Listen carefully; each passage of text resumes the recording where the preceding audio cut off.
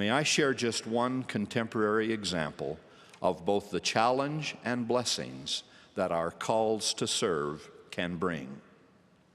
A wonderful sister recently said to a dear friend, "I want to tell you about the moment I ceased resenting my husband's time and sacrifice as a bishop. It had seemed uncanny how an emergency would arise with a ward member just when he and I were about to go out to do something special together. One day I poured out my frustration, and my husband agreed we should guarantee, in addition to Monday nights, one additional night a week just for us.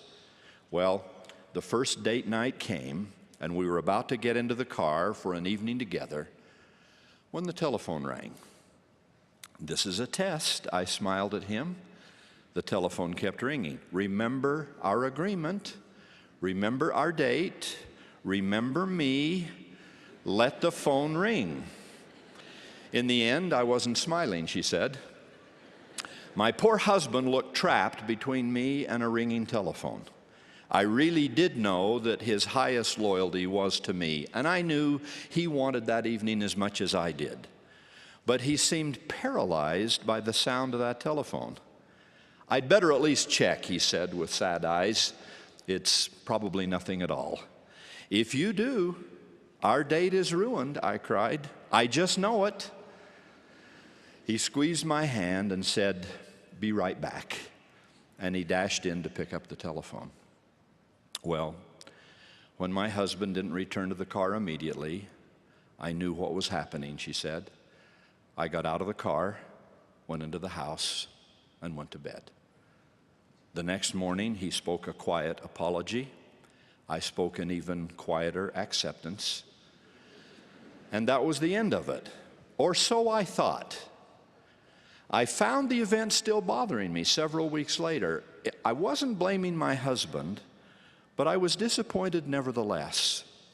The memory was still fresh when I came upon a woman in the ward I scarcely knew. Very hesitantly, she asked for the opportunity to talk. She then told of becoming infatuated with another man who seemed to bring excitement into her life of drudgery, she with a husband who worked full-time and carried a full load of classes at the university. Their apartment was confining.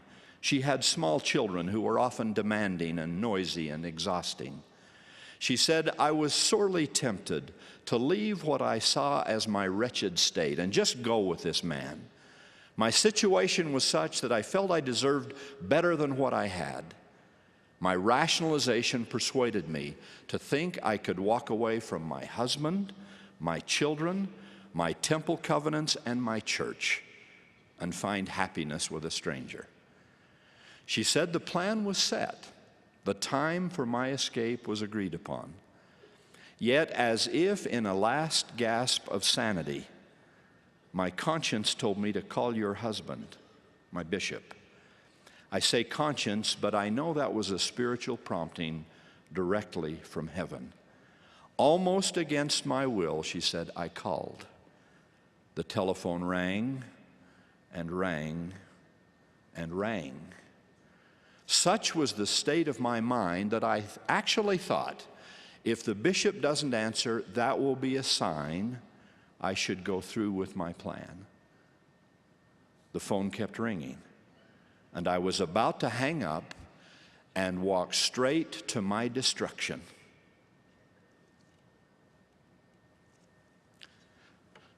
When suddenly I heard your husband's voice. It penetrated my soul like lightning, and I heard myself sobbing, saying, "Bishop, is that you? I'm in trouble. I need help." Your husband came with help, and I am safe today because he answered that telephone. I look back and realize, she said, that I was tired and foolish and vulnerable. I love my husband and my children with all my heart. I can't imagine the tragedy my life would be without them.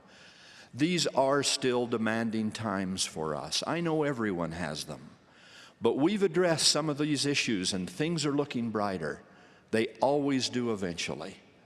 And then she said, I don't know you well, but I wish to thank you for supporting your husband in his calling.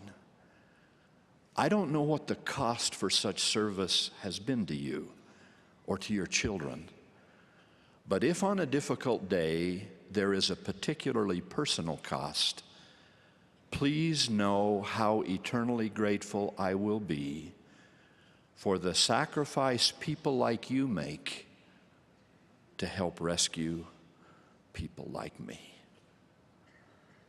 Brothers and sisters, please understand that I am one who preaches emphatically a more manageable, more realistic expectation of what our bishops and other leaders can do.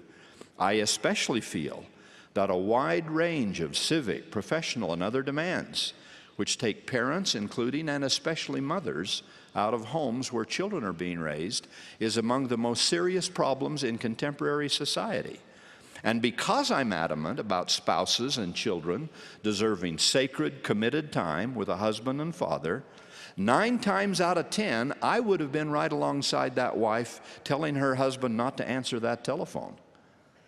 But I am as grateful in my own way as that young woman was in hers, that in this instance, this good man followed the prompting of the Spirit and responded to his call, in this case, literally, his call to serve.